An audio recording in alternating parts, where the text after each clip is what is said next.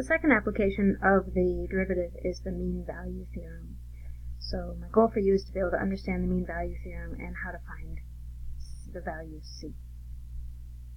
So first, a graphical understanding of what the mean value theorem is saying. We're not going to talk about the theorem yet. We're just going to kind of examine this graph for a minute. So this graph has a secant line. The slope of the secant line is going to be the derivative of the function at C. Okay. This function also has a secant line, and the secant connects a comma f of a and b comma f of b. So the slope of this secant line is going to be, using the slope formula, f of b minus f of a over b minus a. This slope is called the average rate of change. If I ever ask you for an average rate in calculus, I'm not asking you to take a bunch of rates, add them up, and then divide by how many there are.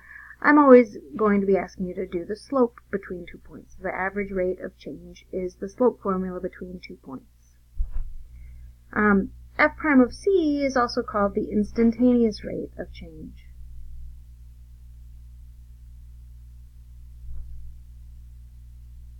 It's a slope, but it's not a slope over an interval. It's a slope at that very point. The way I drew this, my tangent line has the same slope as my secant line. So what I'm saying is, at some point, my average rate of change is going to be the same as my instantaneous rate of change. Okay? And when we get to it, I'm going to promise that it happens between A and B and not even including A and B. So somewhere on that open interval, there's going to be a place where my average rate of change and my, I shouldn't have said F prime of A, it's F prime of C, where my average rate of change and my instantaneous rate of change are the same. In this particular picture, I can see that it happens here at this value of C, but it would also happen maybe about right here. There's another tangent line that's also parallel to the secant line. So there's more than one place where it could happen on your open interval. Our theorem is going to guarantee that it happens. It's not going to tell you where it happens. So we want to think about, if we're going to have a theorem, is it always a true theorem? Is there always a tangent line that's parallel to a secant line? So we're going to start with this example. This is the graph of x cubed minus 3x squared plus x plus 1. I would not expect you to be able to graph this without a machine. But here is a picture of the graph. So here's a graph of the secant line that goes between x equals 1 and x equals 3. Okay. Somewhere along this interval, looks like there's probably a tangent line with that same slope. I think it's about right here. That's kind of a guess, and I'm just estimating that it happens at about 2.1. I don't know where it happens exactly. That's just an estimate of where it is. Okay.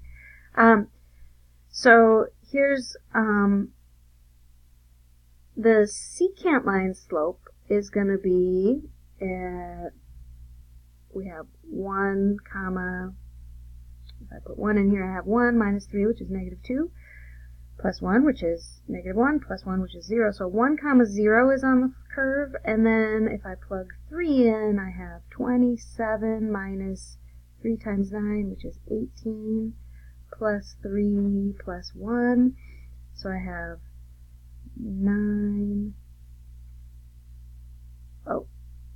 27 minus 3 times 9, which is 27. So 27 minus 27, which is 0, plus 3 plus 1. So 3 comma 4. So the slope of that secant line is going to be 4 minus 0 over 3 minus 1, or 4 over 2, which is 2. Okay. So if I look at the derivative, that is 3x squared minus 6x plus 1. And what I'm asking you is, where is 3x squared minus 6x plus 1 equal to 2? And this is a quadratic. If I move the 2 over, I have 3x squared minus 6x minus 1 equals 0. I know how to solve a quadratic. I start by trying to factor it. Turns out this isn't factorable, but I can still solve it because I know the quadratic formula. So it's going to be opposite of b plus or minus the square root of b squared minus 4 times a times c all over 2a, which is 6. So I have 36 plus 12, so 6 plus or minus the square root of 48 over 6. But then I want to think about that interval. So the square root of 48 is bigger than 6 and smaller than 7, but not much smaller than 7. So I'm going to use, so this would be, I would use 6 plus the square root of 48 over 6, because that's about 13 divided by 6. It's a little smaller than 13 divided by 6. I would not use 6 minus the square root of 48 over 6, because that would be not on my interval from 1 to 3. Okay? So this value would be the value where so this would be about 2.1. I don't know what it is without a calculator, but this would be the exact value where the slope of the tangent line is equal to the slope of the secant line. So and for this particular example, yes, there is a place where the tangent line is parallel to a secant line, and it's on the open interval, and I found it. Okay. Here's a function, g of x is equal to the absolute value of x squared minus 2, and I'm not asking you to know what that looks like, although you should be able to graph x squared minus 2 and then move it above the x-axis. If I look at my tangent line between 1 and 2, it looks like it has a slope of about 1, but I don't see a place where my my secant line has a slope of 1, but I don't see a place where my tangent line has that same slope on the interval between 1 and 2. And the problem is I have a corner here. So when you have a corner, it's not always true. It's only true if you don't have a corner. Okay? Or if you don't have a non-differentiable point. So here's, at last, the mean value theorem. Mean value theorem says if your function is continuous on an open interval and differentiable, on a closed interval and differentiable on the open interval, then there exists at least one point C on the open interval such that your slope of your tangent line is equal to your slope of your secant line. Or you could say your instantaneous rate of change is equal to your average rate of change. And I want to point out that we needed to add this differentiable language because we saw that a corner messed us up. It turns out that a cusp would mess us up. Definitely a discontinuity would mess us up as well. So if we're going to use the mean value theorem, we need to have a continuous differentiable function. Also note that the value C is going to come on the open interval between A and B. You can't always find C. The mean value theorem guarantees that it will happen. It doesn't tell you where it will happen, and sometimes the algebra is just too awful for you to find C. So this is a guarantee, it's not a method. Right, so here's a parabola on an open interval. I know parabolas are continuous. I know that they're differentiable. So the mean value theorem should hold. So I'm going to find the average rate of change. So f of 0 is 0 plus 0 plus 5, 5. F of negative 4 is 16 minus 12 plus 5, or 4 plus 5, or 9. So the slope is going to be 9 minus 5 over negative 4 minus 0. So 4 over negative 4, or negative 1. That's the slope, the average rate of change.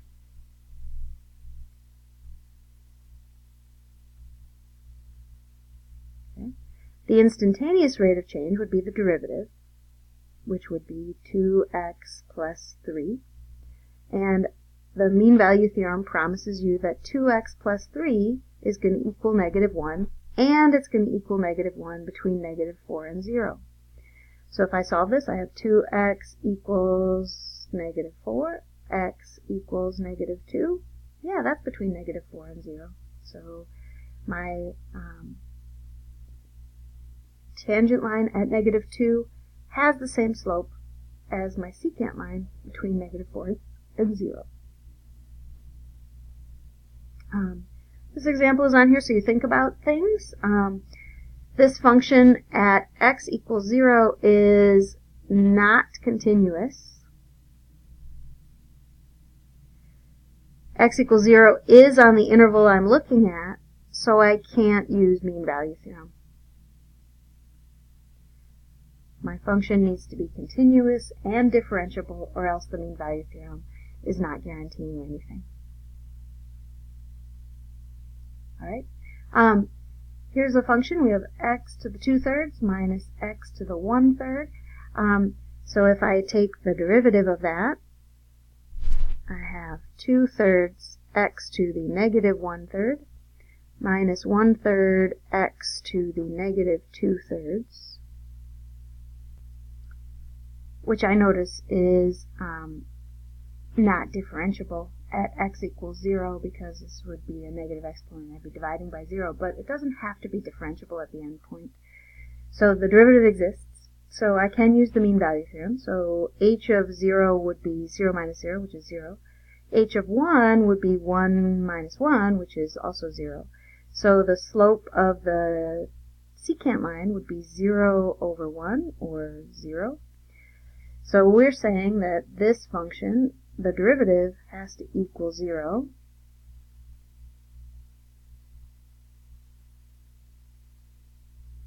Alright, well, I'm going to multiply both sides of this equation by 3, so 0 equals 2x to the negative 1/3 minus x to the negative 2/3. So let's rewrite this with positive exponents. So 0 over 2 times the cube root of x minus 1 over the cube root of x squared. Okay, so let's find a common denominator. So it looks like this fraction needs another cube root of x, so 2 times the cube root of x over the cube root of x squared.